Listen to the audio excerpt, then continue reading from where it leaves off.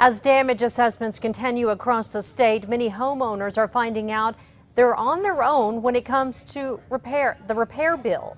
News 13's Gabrielle Burkhardt is live in the Newsplex with more. Jessica, turns out most New Mexicans do not have flood insurance, mainly because we don't normally have floods like this.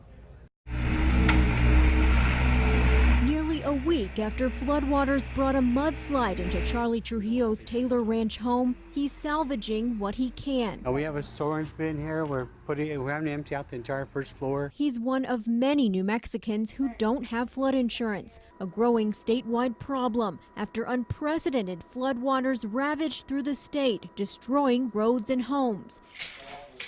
News 13 got an inside look at a home in Bernardo where 2.5 feet of water made its way in. The owner of this house also does not have flood insurance. Really, the exclusion is flood, so water at the ground level entering your house from the outside. That's what most people do not have coverage. That's what most people do not have coverage for.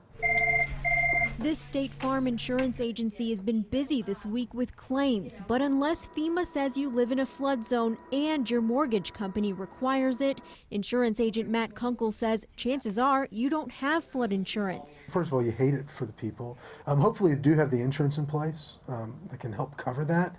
You know, if they don't, I mean, it's a sad thing because the damage can be extensive. If we'd have paid $800 a year for 20-some years, we were talking probably $16,000 to $20,000 on flood insurance.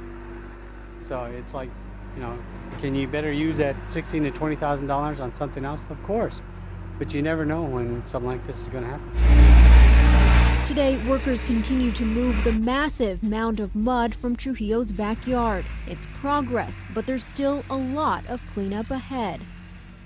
FEMA officials say they encourage everyone to know their own risks and get flood insurance. Depending on where you live, coverage can cost between a couple $100s a year to thousands a year. Back to you. Okay, Gabrielle, Governor Susana Martinez sent out a letter to President Obama today asking that state flooding be declared a national disaster. If the president agrees, federal funding will be used to clean up public sectors.